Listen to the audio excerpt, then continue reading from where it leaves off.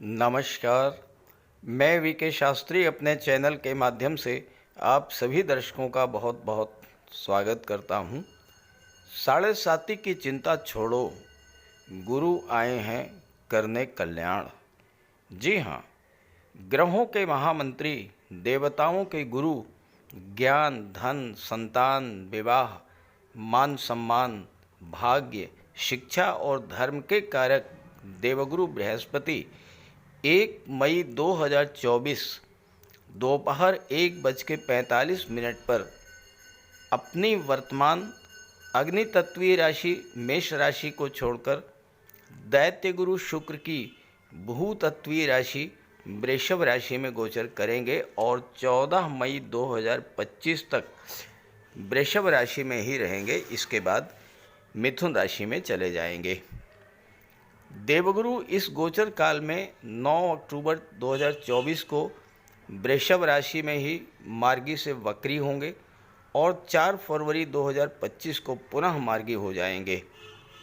गुरु का ये राशि परिवर्तन हम सभी के लिए बहुत ही महत्वपूर्ण है, क्योंकि कोई भी ग्रह अपना फल नक्षत्रों के माध्यम से ही प्रदान करता है। वृषभ राशि में 3 नक्षत्र आते हैं और तीनों ही नक्षत्र देवगुरु के मित्र ग्रहों के नक्षत्र हैं।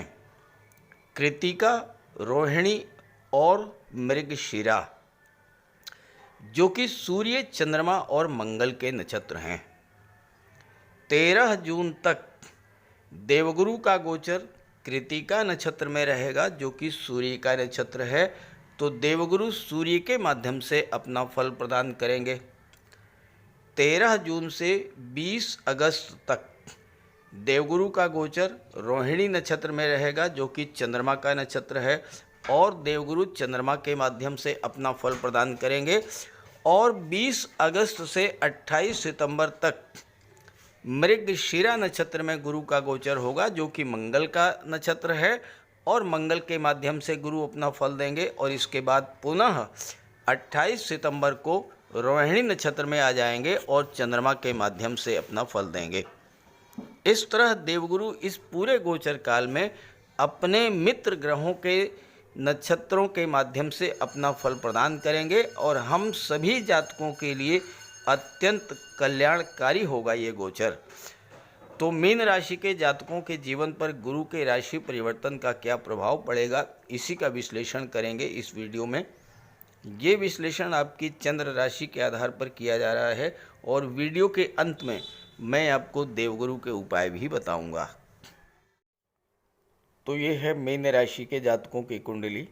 आपके राशि के स्वामी हैं देवगुरु बृहस्पति और देवगुरु का गोचर 1 मई को कुंडली के पराक्रम भाव में वृषभ राशि में होगा। शनिदेव 12वें भाव में गोचर कर रहे हैं और मीन राशि के जातकों के जीवन में शनि की साढ़े साती का प्रथम चरण गतिमान है।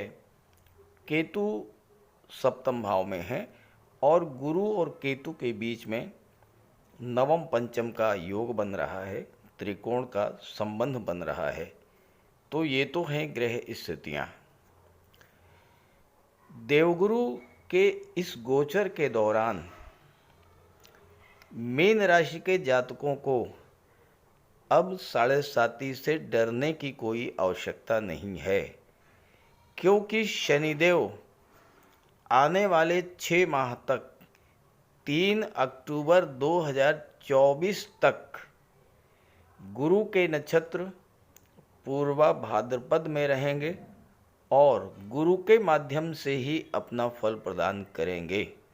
इसके बाद 2 माह के लिए शतभिषा में चले जाएंगे और दिसंबर 2024 में पुनः गुरु के नक्षत्र में ही गोचर करेंगे। तो इस तरह से लगभग पूरा गोचर काल जो शनि का है, अवशेष साढ़े साती का जो समय प्रथम चरण का शेष बचा है, उसमें गुरु के ही नक्षत्र में गोचर करेंगे 2-2.5 महीने को छोड़ करके।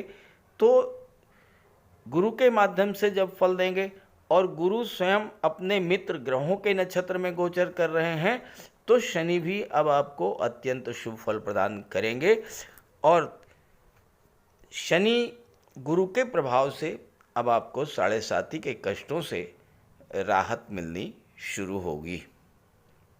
अब आइए गुरु के राशि परिवर्तन के प्रभाव को समझते हैं।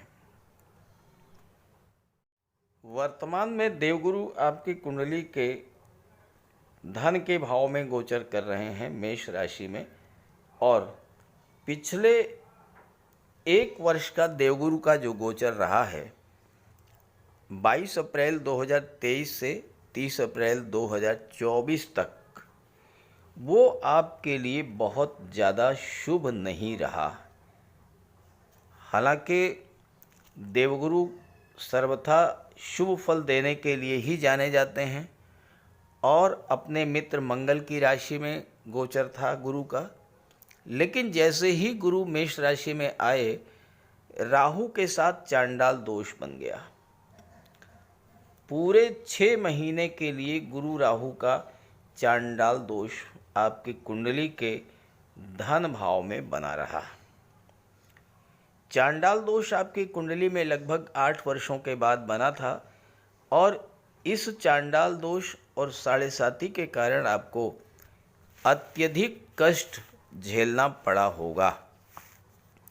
अब 30 अक्टूबर को चांडाल दोष तो समाप्त हो गया, राहु आपके लग्न में आ गए, लेकिन देवगुरु वक्री हो गए और दिसंबर लास्ट में जब वक्री से मार्गी हुए तो उस समय केतु के नक्षत्र अश्विनी नक्षत्र में गोचर कर रहे थे और इन कारणों से गुरु आपको वो सब कुछ नहीं दे पाए जो आपको देना चाहते थे।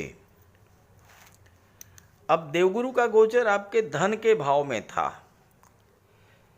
गुरु आपकी कुंडली में लग्न के स्वामी होकर के धन के भाव में गोचर कर रहे थे और लग्न का स्वामी जब धन के भाव में गोचर करता है तो धन की कमी कभी नहीं होती है, लेकिन गुरु का ये गोचर धन की दृष्टि से बहुत अच्छा नहीं रहा। धन की कमी लगातार बनी ही रही होगी और चूंकि शनि 12वें भाव में थे और शनि भी बहुत अच्छा फल नहीं दे पा रहे थे तो आपका स्वास्थ्य भी खराब हुआ। विदेश संबंधी कार्य आपके अधूरे रह गए होंगे और आपको ना तो धन मिल पाया होगा और ना ही धन का संचय हो पाया होगा। विदेश में सेटल होने का या विदेश में कोई प्रॉपर्टी खरीदने का आपका सपना अधूरा रह गया होगा। और चूँकि गुरु के साथ राहु का गोचर था और राहु की दृष्टि आपकी कुंडली के 10वें भाव पर पड़ रही थी जो कि आपका कैरियर होता है, तो आपके कार्यों में रुकावट आई, आपके कार्य बनते बनते बिगड़ गए होंगे, शासन सत्ता का सहयोग नहीं मिला होगा, अचानक से कई अशुभ घटनाएं घटित हुई होंगी, धन हानि हुई होगी, मान सम्मान में कमी आई होगी और भयंकर आर्थिक संकट झेला होगा आपने पिछले वर्ष। जनवरी 2024 में जब गुरु केतु के नक्षत्र में आए तो हो सकता है कि उस समय कुछ लोगों की लगी लगाई नौकरी भी छूट गई हो और दोबारा ना मिली हो। व्यापार में मंदी, आर्थिक संकट, खराब स्वास्थ्य और मानसिक चिंताएं बढ़ने से आपकी नींद भी उड़ गई होगी और ऐसा अगर हुआ हो तो कमेंट करके ज़रूर बताइएगा। हालांकि सबके साथ ऐसा नहीं हुआ होगा, लेकिन जिनकी जन्म कुंडली में राहु या शनि खराब रहे होंगे उनके साथ ऐसा कुछ ज़रूर हुआ होगा। कमेंट कीजिएगा। अब आइए गुरु के वृषभ राशि में गोचर का प्रभाव क्या है इसको समझते हैं। देवगुरु 1 मई को जब वृषभ राशि में आएंगे तो उस समय गुरु का गोचर सूर्य के नक्षत्र कृतिका नक्षत्र में होगा और 13 जून तक सूर्य का गोचर कृतिका नक्षत्र में ही रहेगा। अब आपकी कुंडली में सूर्य छठे भाव के स्वामी हैं और गुरु की दृष्टि सप्तम भाव पर, गुरु की दृष्टि नवम भाव पर और लाभ के भाव पर पड़ रही है। तो गुरु सूर्य के माध्यम से आपको फल प्रदान करेंगे। सूर्य देवगुरु दशम के स्वामी हैं, दशम भाव आपका कैरियर होता है। सूर्य छठे भाव के स्वामी हैं। सूर्य का जब भी छठे भाव से संबंध बनता है तो सरकारी नौकरी का प्रबल योग बनता है। और दशम के स्वामी गुरु सूर्य के माध्यम से जब फल देंगे तो ये समय छात्रों के लिए विशेष लाभ देने वाला होगा। 13 जून तक अगर आपका कोई एग्ज़ाम है, कोई इंटरव्यू है, उसमें आपको सफलता मिलने का प्रबल योग बन रहा है। अगर आपकी कुंडली में सूर्य कमज़ोर हैं या आपकी कुंडली में सूर्य की महादशा या अंतर्दशा गतिमान है, आप लगातार सूर्यदेव की आराधना करते रहिए। हर रविवार को, अगर हो सके तो प्रतिदिन, नहीं तो हर रविवार को सूर्यदेव को प्रातः अर्घ्य दीजिए। गायत्री मंत्र का पाठ करते रहिए और आदित्य हृदय स्तोत्र का पाठ करते रहिए। पूरे मन से, पूरे लगन से तैयारी कीजिए, सफलता मिलेगी। गुरु की दृष्टि भाग्य भाव पर पड़ रही है और सूर्य के माध्यम से जब गुरु फल देंगे तो भाग्य भाव को चमका देंगे। भाग्य जब चमक जाएगा तो आपके सभी कार्य बनना शुरू हो जाएंगे, हर क्षेत्र में सफलता मिलनी शुरू हो जाएगी। लाभ के भाव पर गुरु की दृष्टि है। सूर्य एकादश भाव में अति विशिष्ट कारक होते हैं। आपके मिलने वाले लाभों में कई गुना वृद्धि इस समय होगी। आय के स्रोत बढ़ेंगे, इनकम आपकी बढ़ेगी। और सबसे बड़ी बात यह है कि आपको इस समय गवर्नमेंट से जुड़े हुए अधिकारियों का सहयोग मिलेगा, गवर्नमेंट से लाभ मिलेगा, गवर्नमेंट से धन मिलेगा, सरकारी प्रोजेक्ट्स, गवर्नमेंट टेंडर, ये सब आपको मिल सकता है। और सप्तम भाव पर भी गुरु की दृष्टि है और यहाँ पर सूर्य के प्रभाव से आपका व्यापार व्यवसाय उन्नति प्राप्त करेगा, व्यापार व्यवसाय चमक जाएगा। बस एक बात का ध्यान जरूर रखना है आपको 13 जून तक कि सप्तम भाव आपके दाम्पत्य जीवन का होता है और आपको अपने क्रोध, अहंकार, ईगो पर पूरी तरह से नियंत्रण रखना होगा। और ये भी ध्यान रखें 1 जून तक अंगारक योग भी प्रभावी है।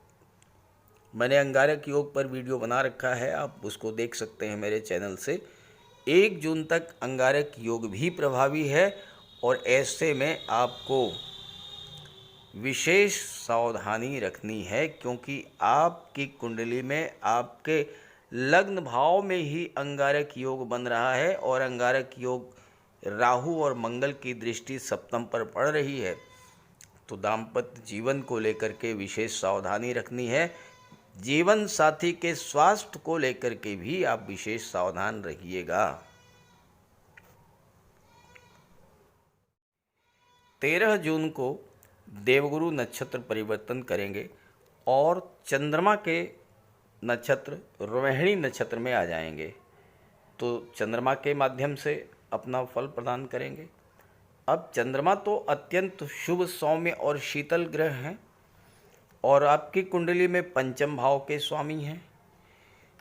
गुरु संतान के कारक होते हैं, गुरु विवाह के कारक होते हैं, गुरु धन के कारक होते हैं।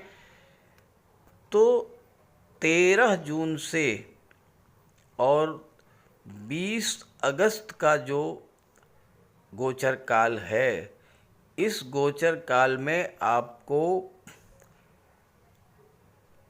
पंचम भाव की चीज़ों का विशेष लाभ प्राप्त होगा।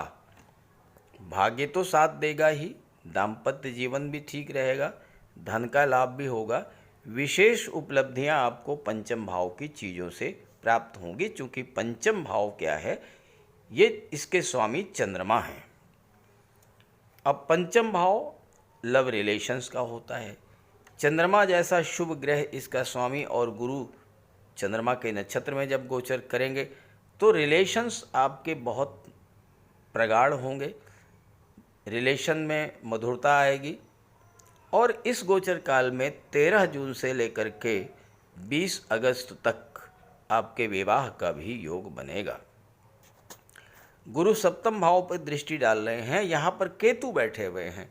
केतु वैसे तो धर्म अध्यात्म के कारक होते हैं, मोक्ष के कारक होते हैं, लेकिन केतु विघ्न बाधा और रुकावट भी उत्पन्न करते हैं।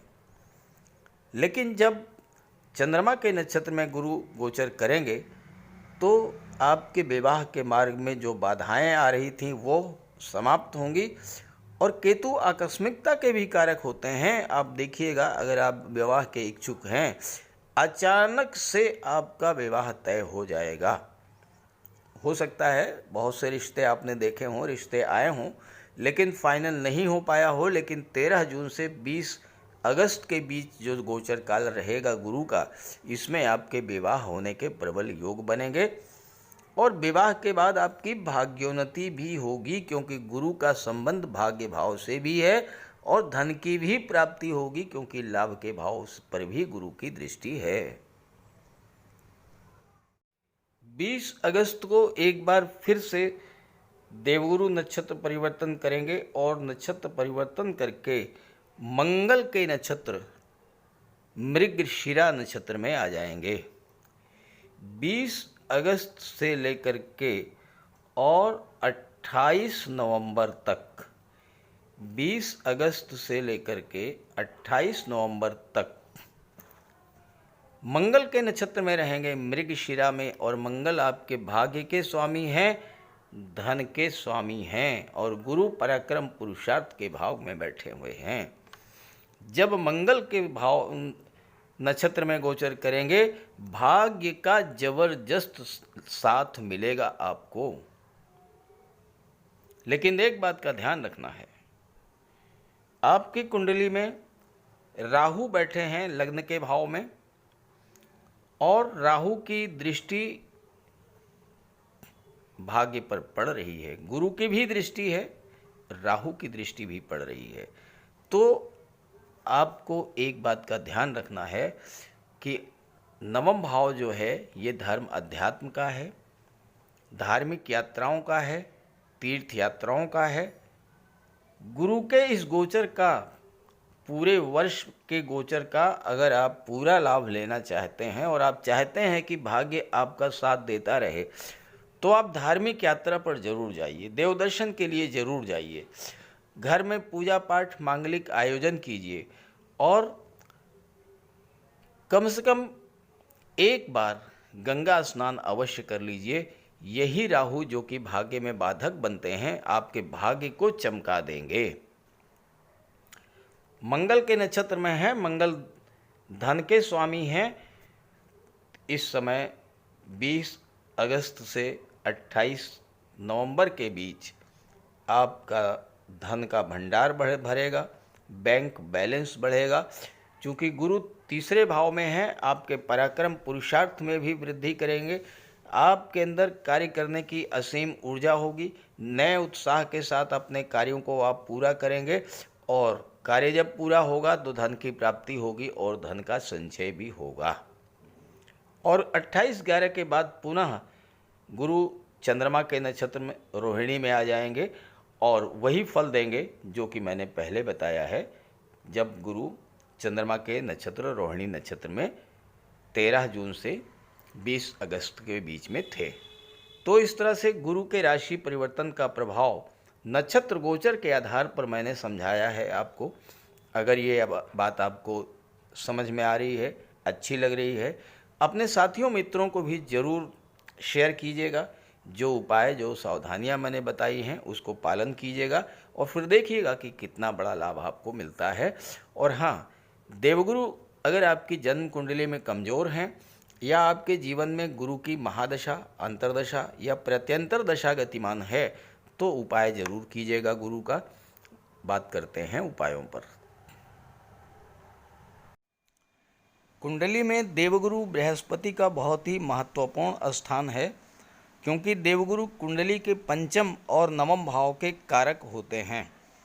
पंचम भाव से संतान का विचार किया जाता है, शिक्षा का विचार किया जाता है, और नवम भाव से भाग्य का विचार किया जाता है। गुरु ग्रह भाग्य के लिए जिम्मेदार माने जाते हैं और किसी भी कार्य की सफलता के लिए देवगुरु का मजबूत होना बहुत ज़रूरी है। जब कुंडली में देवगुरु मजबूत होते हैं तो भाग्य का साथ मिलता है, जिस काम में हाथ डालते हैं वो सफल होता है, विवाह समय से होता है, शिक्षा अच्छी मिलती है, गुरु की कृपा रहती है, धन की प्राप्ति होती है। तो देवगुरु के लिए कुछ उपाय बताने जा रहा हूँ, उपाय ज़रूर कीजिएगा। अगर आपकी जन्म कुंडली में गुरु कमज़ोर स्थिति में है तो आपको गुरुवार का व्रत करना चाहिए। स्नान करते समय जल में आधा चम्मच हल्दी डालकर स्नान करें। स्नान के बाद पीले रंग के वस्त्र धारण करें और साथ ही साथ केसर या हल्दी का तिलक लगाएं और गुरुवार के दिन भगवान विष्णु की उपासना करें। घर में केले का एक वृक्ष लगा लें, उसकी पूजा करें, उसकी सेवा करें। भोजन में चने के बेसन, चीनी और घी से बने लड्डू का सेवन करें और अपनी क्षमता के अनुसार पीले वस्त्र, हल्दी, शहद, धार्मिक पुस्तकें, इन सब का दान कर सकते हैं। अगर गुरु ग्रह कमज़ोर है तो पुखराज धारण करें, लेकिन इसके लिए किसी योग्य ज्योतिषी की सलाह ले लें। माता पिता, गुरु और बुज़ुर्गों का सम्मान करें, उनकी देखभाल करें और उनका आशीर्वाद प्राप्त करें। साफ सफाई रखें, गुरु की सेवा करें और दही और चावल गरीबों को खिलाएं। किसी गरीब को, किसी दिव्यांग व्यक्ति को भोजन कराएं। किसी वृद्धाश्रम में जाकर के वृद्धों के साथ कुछ समय बिताएं, उनकी समस्याओं को जानें, समझें। कोई ज़रूरी नहीं है कि आप धन से ही सहायता करें, तन और मन से भी आप मदद कर सकते हैं दूसरों की, और ऐसा करने से देवगुरु अत्यंत प्रसन्न होते हैं। और जब देवगुरु बलवान होंगे तो आपको पूरा लाभ मिलेंगे। तो ये उपाय करके देखिएगा, लाभ होगा। कमेंट करके बताइएगा ताकि आपके साथियों को भी इसका लाभ मिल सके। नमस्कार।